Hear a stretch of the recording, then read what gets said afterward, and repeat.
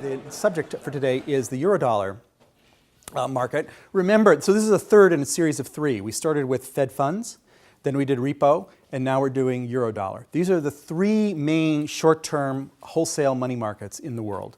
What I'm showing here in this diagram, this chart, is the Eurodollar rate minus the Fed funds rate during the crisis.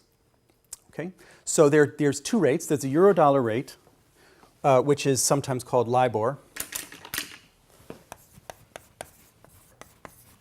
And so when we talk about the Eurodollar market, we're talking about the market in which there's borrowing and lending at LIBOR.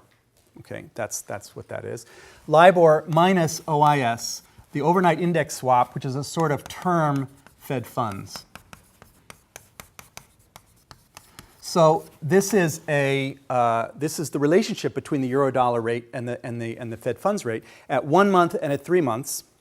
And you can see that before, normally the Eurodollar rate is a tiny bit higher than Fed funds, just a few basis points. Somebody asked last time, what is a basis point? A basis point is 1/100 of a percentage point. Okay? So that if the interest rate is 2%, 1 basis point more than that is 2.01%. Okay? And in the money market, everyone pays attention to basis points, and even farther along, not just one, but the fourth decimal point too. Because typically you're dealing with very large sums of money, and $1 million, $10 million, these are small trades in this market. So the more decimal points you have, it matters if you're multiplying them by very large numbers. And what you're seeing is before the crisis, these things are basically right on top of each other. Okay? And after the crisis, these things are once again right on top of one another. And and why would you expect that to be true? Because you've got banks that can borrow either in LIBOR or in Fed funds. They can lend either in LIBOR or in Fed funds. And so why should these ever be any different from each other? Because if there's any gap, you borrow in the cheap one and you lend in the expensive one, and that's an arbitrage. And in doing so, you should be driving these rates closer. So this is showing you the level of disorganization of the world money market during the crisis, right? And you see exactly where it started there in August of 2007, when the spread between the Fed funds rate and the Eurodollar rate went from basically 0, a couple of basis points, okay, to 100. Almost 100. That's 1 percentage point there, and so that's almost 100 basis points. And you can see it's just like, it's just completely not the normal behavior of this market at all. And it fluctuates a couple of times.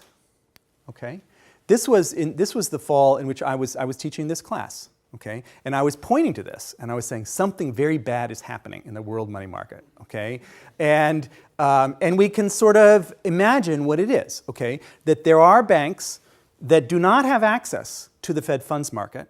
Okay, who really need to roll their funding. Okay, they're 1 month or 3 month funding, and they can't get any banks that do have access to the Fed funds market to lend to them.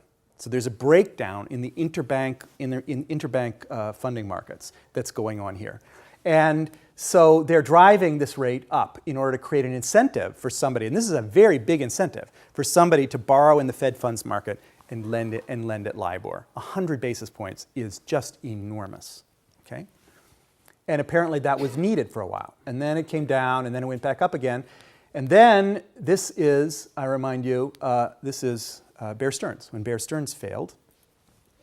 You can see, it looks to me like the Fed stabilized these rates here because they don't really move there for a while. Like they're very high. The gap is still very high, but they're not fluctuating around. They're sort of stable. And then they lost control at Lehman, and then they gained control again, and then the crisis subsided. Okay, so this is all to motivate why it might be interesting to know something about the Eurodollar market.